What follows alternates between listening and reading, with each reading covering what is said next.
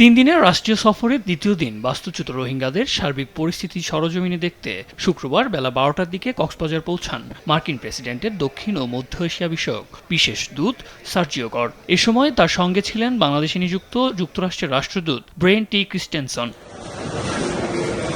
উচ্চ পর্যায়ের এ মার্কিন প্রতিনিধি দলটি প্রথমে উখিয়ায় ৪ নম্বর রোহিঙ্গা ক্যাম্পের জাতিসংঘ খাদ্য কর্মসূচি পরিচালিত বিভিন্ন প্রকল্প পরিদর্শন করেন। এরপর প্রতিনিধি দলটি ৮ ও ৬ নম্বর রোহিঙ্গা ক্যাম্প পরিদর্শন করবেন। এ সময় সেখানে ইউএনএইচসিআর, বিশ্ব স্বাস্থ্য সংস্থা, বিশ্ব খাদ্য সংস্থা এবং ইউনিসেফের বিভিন্ন কার্যক্রম ঘুরে দেখেন। রোহিঙ্গা ক্যাম্প পরিদর্শন শেষে বিকেলে উখিয়া উপজেলা সদরের একটি রেস্টুরেন্টে শরণার্থী ত্রাণ ও প্রত্যাবাসন কমিশনার সহ সংশ্লিষ্ট কর্মকর্তাদের সঙ্গে বৈঠক করবেন সার্জিও গর। বৈঠক শেষে সন্ধ্যায় ঢাকার উদ্দেশ্যে রওনা দেওয়ার কথা রয়েছে প্রতিনিধি দলটির।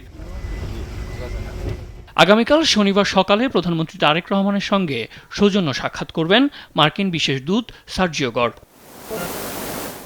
সাদ আহমেদ, দেশ টিভি, ঢাকা।